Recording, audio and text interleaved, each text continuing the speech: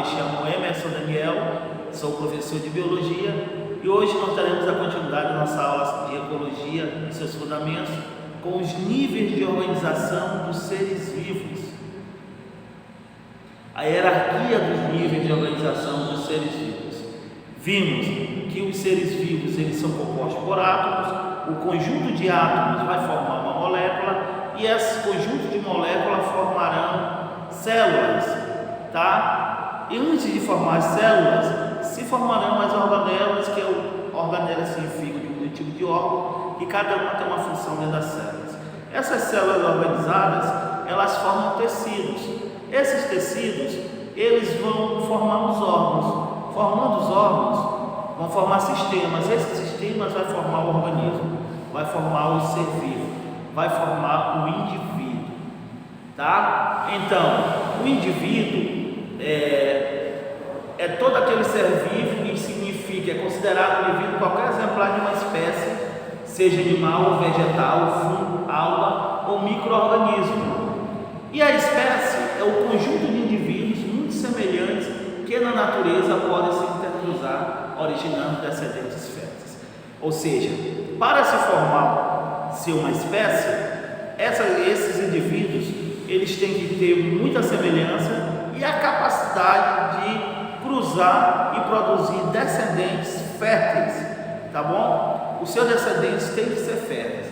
É a única em forma, função e repertório de comportamento e contém uma programação genética própria, fruto da resposta do organismo às pressões ambientais ao longo de sua evolução. O exemplo disso é o Homo sapiens, a Entamoeba coli, a Phygops diacanthus e etc.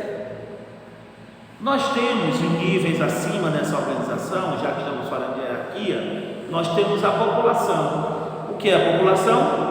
É o conjunto de organismos da mesma espécie que vive numa determinada área. Já o conjunto dessas espécies que vai formar a população, você forma um conjunto de população que vai dar origem à comunidade, uma biota ou uma biacenose, que é o conjunto de organismos de espécies diferentes que vivem numa determinada área. Por exemplo, nós temos uma população de zebras, temos uma população de formigas, uma população de bentivis, uma população de espécies de árvore, cocos, etc.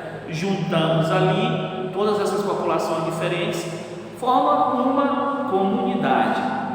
Quando você pega essas comunidades e formam várias comunidades, nós vamos ter ali a origem do ecossistema, que é um conjunto formado pelo meio físico, que é chamado de biótopo, e a comunidade, que com o meio se relaciona, ou seja, os seres vivos daquela comunidade e a área e os outros seres com que ela se relaciona. Isso é um ecossistema.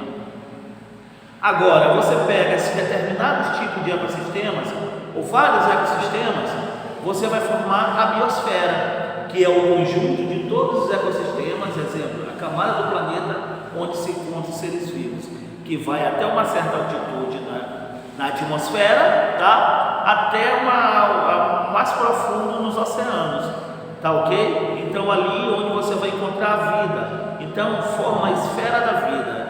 A biosfera é isso.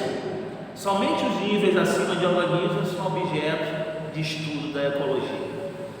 Alguns conceitos complementares sobre a hierarquia dos níveis organizacionais dos seres vivos. Nós temos os biomas. O que é o bioma? Os biomas são conjuntos diferentes de ecossistemas que apresentam certo nível de homogeneidade. Exemplo, florestas tropicais, florestas temperadas. Aqui no Brasil temos vários biomas. Temos a floresta amazônica, que é uma floresta tropical, mata atlântica. Nós temos aqui no Maranhão mata dos cocais, os manguezais, tá? Temos o cerrado e etc. Então os biomas são um conjunto desses ecossistemas, né? Que vão apresentar uma homogeneidade, desculpa pessoal, homogeneidade, ou seja, são semelhantes àqueles ecossistemas, elementos que formam aquele bioma, tá? Nós temos também o habitat, que é o espaço físico local, onde vive um determinado organismo, que ali ele tem seus hábitos, seus costumes de vida, que no caso vai ser o nicho ecológico, que nós vamos chamar da função que aquele organismo